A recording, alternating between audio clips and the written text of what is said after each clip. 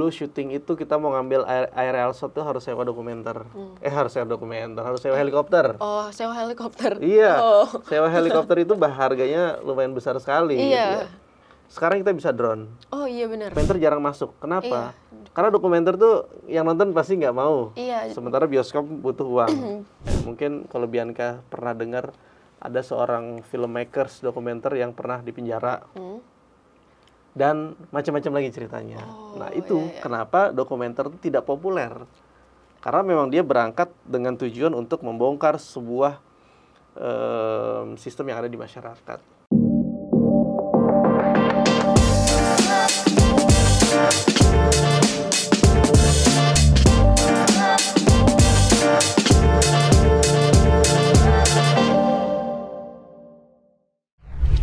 Hai, kembali lagi nih dengan aku Bianca Michelle De Viero di acara Beyond the Books Season 2. Beyond the Books menggali inspirasi melampaui batas imajinasi.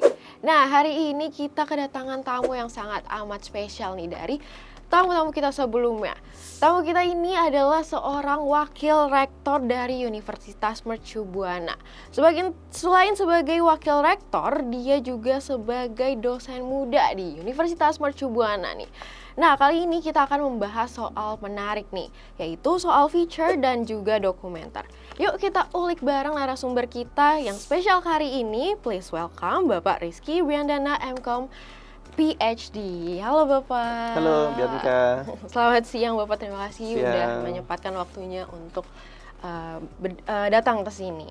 Nah, Bapak kalau misalnya boleh tahu kesibukannya di universitas ini ada apa sih Pak? Ya, kalau bicara kesibukan, kebetulan saat ini saya diberi tugas dan tanggung jawab di Wakil Rektor 2. Wakil Rektor 2? Wakil Rektor 2 itu bidang sumber daya. Oke. Ya, selain itu ya tetap tugas tridharma saya sebagai dosen, ya dilakukan, mengajar, meneliti, pengabdian masyarakat, seperti itu. Oke. Jadi kesibukannya di universitas sebagai ini kan sumber daya ya? Iya, jadi di bawah saya tuh ada sumber daya manusia, sarana prasarana, marketing, IT, kemudian keuangan. Oh, gitu. Nah, kita langsung masuk aja nih ya Pak ya. Nah, kan kita akan membahas soal feature dan juga dokumenter. Nah, definisi dari film feature ini dan dokumenter ini itu apa sih Pak? Iya, jadi feature dokumenter ini sebelumnya saya menulis buku ya. Di samping itu juga saya mengajar mata kuliah ini. Ya sudah cukup lama mengajar mata kuliah ini. Jadi kalau dikatakan definisi, jadi feature dan dokumenter ini adalah sebuah karya audiovisual yang kalau kita lihat pemetaan dalam dunia broadcasting itu, ini masuk dalam kategori news. Karena ada news, ada non-news. Tapi feature itu lebih bersifat soft news. Dan dokumenter ini lebih bersifat sebuah materi audiovisual yang sangat mendalam, yang biasanya itu dia divisualisasikan untuk melihat potret realitas masyarakat setempat. Gitu. Jadi beda sama drama. Drama itu semua di-create, dibuat dengan sangat perfect dari pengambilan gambarnya, dari tokohnya.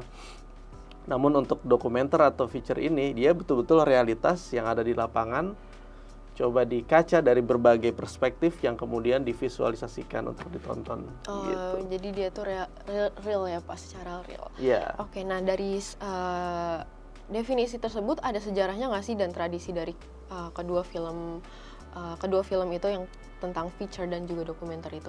Iya. Untuk sejarahnya ada.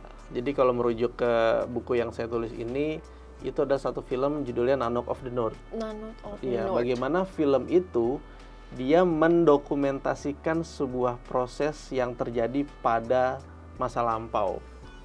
Nah, jadi itu didokumentasikan. Jadi dasarnya memang sebuah dokumentasi yang kemudian dinarasikan. Yang untuk kepentingan tontonan untuk lebih bagus lagi. Jadi merefer kepada film tersebut. Kemudian berkembang dan sampai saat ini kita lihat bagaimana dokumenter. Gitu. Gitu. Nah, kira-kira dari aspek dan teknik dalam pembuatan dokumenter ini itu kayak gimana Pak? Dokumenter dan feature ini yang membedakan formatnya itu apa? Formatnya yang membedakan itu biasanya dari kedalamannya. kedalamannya? Ya, dua-duanya sama-sama memerlukan riset, tapi feature itu biasanya dia lebih apa ya, lebih fun. Oh, lebih fun kenapa? Dia sebuah konten yang bisa dikatakan orang kalau nonton tuh nggak jenuh. Oke. Dengan kombinasi background yang macam-macam. Itu kalau Bianca pernah lihat program-program kuliner, program-program travel dan lain sebagainya, itu kan bagaimana penonton dimanjakan dengan sesuatu yang sifatnya ya kalau nonton buat hiburan seperti itu. Tapi kalau dokumenter biasanya orang awam yang menonton itu sangat bosan. Iya. Kenapa? Karena dia penggaliannya secara mendalam, dia mengkaji secara mendalam, kemudian seringkali banyak omongan yang cukup panjang dari si narasumbernya, yang itu membuat orang memerlukan waktu berjam-jam untuk menonton. Beda sama feature yang untuk kepentingan TV itu 30 menit itu selesai. Oke.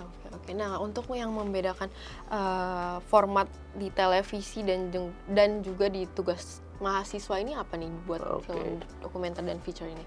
Biasanya memang kalau mahasiswa itu buat tugas kan untuk kepentingan yang ada di mata kuliah ya. Iya, untuk nilai ya biasanya, Pak. Ada capaian pembelajaran CPL yang memang diharapkan keluar dari mata kuliah tersebut. Nah, kebetulan di buku saya ini bisa juga sebagai panduan bagi para mahasiswa ataupun dosen ketika dia mengajar, karena ada evaluasi di dalamnya yang tiap pertemuannya itu sudah sejalan dengan RPS atau rancangan pembelajarannya. Jadi ketika pertemuan pertama bahas apa, terus ada evaluasinya apa, sampai di akhir. Sehingga feature dokumenter ini bisa dikatakan kalau untuk televisi ya beda ya untuk tugas dan televisi ya. Kalau untuk televisi itu biasanya dia memang dilakukan QC dulu sebelum tayang. Kemudian ya ada quality control dulu. Dia pasti dicek dulu kualitasnya. Kemudian TV pasti akan mencari topik-topik apa yang lagi tren. Harapannya nanti tayang rating share-nya tinggi. Iya, jadi booming gitu ya. Begitu. Tapi ada juga yang menarik. Kalau Bianca suka pernah dengar National Geographic? Oh, tahu. Pernah nonton Discovery Channel atau BBC? Itu adalah dokumenter atau program feature dan dokumenter dari luar yang kemudian sering tayang di televisi kita ya, televisi berlangganan ya. Betul. Nah itu saya hampir tiap hari nonton itu dan ya sangat informatif sekali gitu ya. Oke. Nah, kan kalau boleh tahu nih Pak, di namanya zaman kan ada perubahan dan juga sistemnya dinamis gitu kan ya Pak. Nah, kira-kira nih Bapak Rizky nih buat dokumenter atau feature ini yang membedakan zaman dulu sama zaman yang sekarang tuh apa? Pertama yang membedakan itu jelas dari teknologi ya, teknologi kamera. Dulu itu syuting itu masih pakai kaset. Kaset mulai dari Betacam, VHS, mini DV, tapi sekarang digital. Jelas jadi sekali. Dulu lebih rumit gitu ya Pak? Iya. Dulu syuting itu kita mau ngambil aerial shot tuh harus sewa dokumenter. Harus sewa helikopter. Sewa helikopter. Iya. Sewa helikopter itu harganya lumayan besar sekali. Iya. Gitu ya. Sekarang kita bisa drone. Oh iya benar. Kita bisa menerbangkan drone untuk mengambil established shot aerial suatu wilayah, suatu tempat gitu ya. Tapi tentunya harus ada izin dulu. Itu yang membedakan zaman dulu. Kemudian bagaimana distribusi deliver konten tersebut. Ya jelas sekarang sosial media sangat luar biasa sekali ya. Betul. Fenomenanya. Banyak cuplikan-cuplikan potongan dokumenter, feature yang 1 menit, 2 menit, tapi untuk full versionnya silakan next ke YouTube-nya dan lain sebagainya. Tapi paling tidak dari situ dokumenter tuh bisa sangat populer ditonton oleh banyak orang. Beda zaman dulu. Apa yang membedakan kenapa dokumenter tuh tidak bisa tayang di bioskop? Bioskop itu kan sangat komersil sekali ya, sangat kapitalis sekali.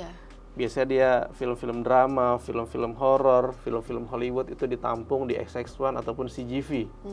Bisa dikatakan itulah yang bioskop yang terkenal di Indonesia. Nah, dokumenter jarang masuk. Kenapa? Karena dokumenter tuh yang nonton pasti nggak mau. Sementara bioskop butuh uang. Dan dokumenter banyak sekali dia mencoba untuk membongkar realitas dan mengkritisi yang ada di suatu sistem di masyarakat. Dia bisa mengkritisi pemerintah, dia bisa mengkritisi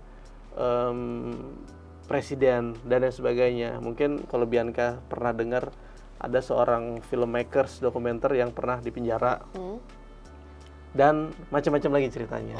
Nah itu kenapa dokumenter itu tidak populer, karena memang dia berangkat dengan tujuan untuk membongkar sebuah sistem yang ada di masyarakat gitu. Jadi untuk orang-orang tertentu saja yang biasanya suka untuk film dokumenter. Betul. Gitu ya Pak ya. Untuk pengalaman Pak Rizky nih dalam membuat dokumenter tuh kayak seperti apa? Iya, awal mulanya pengalaman dokumenter itu ya karena saya S1 sampai S3 saya bidang bidang media, film dan broadcasting. Jadi memang dari mahasiswa sudah membuat program tersebut. Kemudian ketika di dunia industri, saya juga sebelum full menjadi dosen, saya di dunia industri banyak juga mengerjakan feature dokumenter. Ada program-program dokumenter untuk kepentingan pemerintah. Saya pernah membuat dikontak dari Kementerian Dalam Negeri itu, Badan Nasional Penanggulangan Perbatasan Republik Indonesia, membuat perbatasan yang ada di Indonesia, mulai dari Kalimantan Barat, Kalimantan Utara, kemudian perbatasan laut, itu saya pernah juga membuat untuk PUPR, untuk sampah, limbah dan lain sebagainya ya. Tapi paling tidak dari situ pengalaman tersebut saya coba ceritakan melalui buku ini. Yang terakhir memang yang menarik ya, yang paling menarik itu ada dokumenter tentang perbatasan Indonesia Malaysia yang ada di Kalimantan Utara. Ya. Judul apa Pak? Boleh tahu? Judulnya Sebatas Siaran. Sebatas Siaran. Iya, Sebatas Siaran itu bagian dari disertasi S3 saya. Yang kemudian saya ke lapangan itu untuk wawancara narasumber, saya menggunakan etnografi. Jadi karena saya etnografi, saya harus tinggal di wilayah sana cukup lama. Saya tinggal bersama masyarakat setempat. Kemudian saya memotret keseharian mereka, saya mewawancara FGD mereka, dan kemudian saya bungkus dan saya membuat storytelling itu menjadi satu dokumenter. Gitu. Jadi ceritanya sederhana, bagaimana konstruksi identitas masyarakat Indonesia yang ada di perbatasan itu nggak bisa nonton TV Indonesia. Tapi mereka sudah tinggal puluhan tahun di sana, justru nonton TV free to air dari Malaysia. Nah, itu yang saya mau potret. Keren. Ya. Nah, saya juga tahu nih Pak, Bapak juga sempat membuat dokumenter dengan judul Sebatik. Boleh dong Pak diceritain pengalamannya gimana? Iya, sebenarnya Sebatik itu adalah bagian yang dari Sebatas Siaran. Sebatas Siaran. Jadi Kalimantan Utaranya itu terletak di Pulau Sebatik. Iya, Pulau Sebatik itu dia punya garis satu perbatasan. Jadi satu pulau kecil itu dimiliki oleh dua negara. Satu Indonesia, satu Malaysia. Oke. Bahkan kalau pernah dengar yang ruang tamunya punya Indonesia, dapurnya itu punya Malaysia. Nah, itu di Sebatik. Itu di Pulau Sebatik. Itu di Pulau Sebatik, namanya emang Sebatik. Iya, Pulau Sebatik, Kalimantan Utara. Dia masuknya tuh di Nunukan. Gitu. Nah, aku mau tahu soal sejarah dari film feature dan dokumenter ini tuh kayak gimana Pak? Sejarahnya? Iya, sejarahnya film feature ini dan dokumenter ini bisa ada sampai sekarang. Iya, memang kalau kita merujuk kepada konsep dan teori ya, kebutuhan ini didasari atas kebutuhan informatif. Tadi di awal saya sudah sampaikan bahwa ini adalah bagian dari news, kemudian di news sendiri ada breakdownnya dan lain sebagainya. Dan kalau news itu jelas itu sifatnya itu informatif. Iya, sehingga kalau kita lihat dari sejarahnya, ya feature ini merupakan bagian dari evolusi media yang kemudian dibungkus dengan berbagai macam gaya. Ya tapi saya nggak tahu ya, anak Gen Z sekarang nih suka nggak sih nonton feature dokumenter tuh, saya nggak tahu. Soalnya kan biasanya mungkin kalau feature masih gitu ya Pak. Kalau dokumenter mungkin untuk orang-orang tertentu aja yang kayak punya ketertarikannya sendiri dalam film dokumenter itu. Iya. Bianca suka nggak feature dokumenter? Aku sebenarnya suka aja sih Pak. Tapi kurang masuk aja ke dalam film-film feature dan dokumenter. Oke. Nah Pak, kan Bapak bikin buku nih ya Pak ya? Iya. Soal, boleh dong Pak kasih tahu alasan kenapa bikin buku dengan judul feature dan juga dokumenter ini? Oke. Alasannya ini adalah buku ajar. Jadi buku ajar itu beda dengan buku referensi ataupun buku chapter ya. Jadi buku ajar ini memang tujuannya adalah sebagai pegangan mahasiswa dan dosen ketika di kelas. Oke. Jadi chapter-chapternya mulai pertemuan pertama sampai terakhir itu sudah disesuaikan dengan kurikulum yang ada. Pertemuan pertama misalnya dia membahas tentang apa, nah itu sudah disesuaikan. Pertemuan kedua membahas tentang apa, sampai sudah ada pertanyaan-pertanyaan yang sifatnya itu ya bisa dikatakan pertanyaan untuk si dosen menanya ke si mahasiswa. Ada studi kasus. Ada studi kasus. Iya. Oke. Nah, kalau misalnya soal literasi anak-anak ini sekarang gimana Pak untuk biar mereka bisa membaca buku Bapak? Ya memang kalau dikatakan literasi dalam kaitannya membaca buku ini, biasanya pasti yang membaca buku ini adalah dari kalangan tertentu saja. Artinya adalah orang-orang yang memang mendalami dunia broadcasting dan juga yang sejenisnya. Sehingga